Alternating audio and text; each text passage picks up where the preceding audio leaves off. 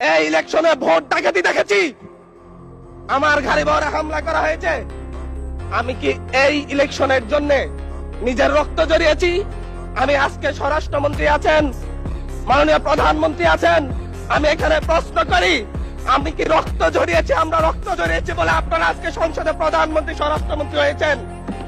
রক্ত ঝরার পরে, রক্ত জড়িয়ে গুলিবিদ্ধ হয়ে 3 দিনের মাথায় গুলিবিদ্ধ হয়ে, দয়া করে থামুন।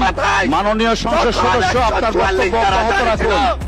144 ধারার মধ্যে আবার নিজেই গুলিবিদ্ধ পা দিয়ে বের হয়ে গিয়ে সংবাদ সম্মেলন করে বলেছি আবার রাস্তায় নামুনাজরা প্রদর্শন হতে হবে।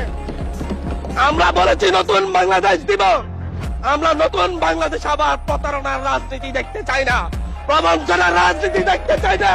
যেই গণভোটের পক্ষে, যেই গণভোটের পক্ষে আমাদের মাননীয় প্রধানমন্ত্রী প্রচারণা চালিয়েছেন, যে আদেশের পক্ষে মাননীয় সরকার দলীয় সংসদ সদস্যরা প্রচারণা চালিয়েছেন, আজকে এখানে এসে কেন এটা নিয়ে আবার দীর্ঘ আলোচনা হতে হবে?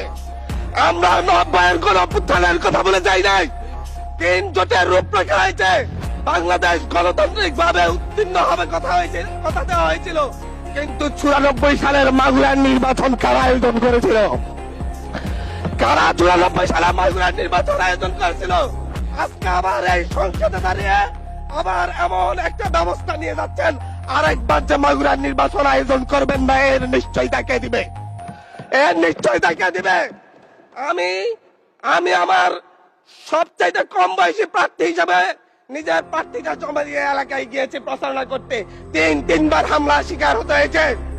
আমি সংসদ সদস্য হিসাবে এলাকায় গিয়েছি, সেই জায়গায় আমার উপর হামলা করেছে, সরাসরি ভিডিওতে দেখা গিয়েছে।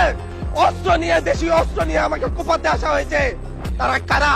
ওরা তো তারাই যাদের প্রত্যেকের হাতে বিএনপি দলীয় নেতা কর্মীদের রক্ত লেগে আছে, প্রাণ লেগে আছে।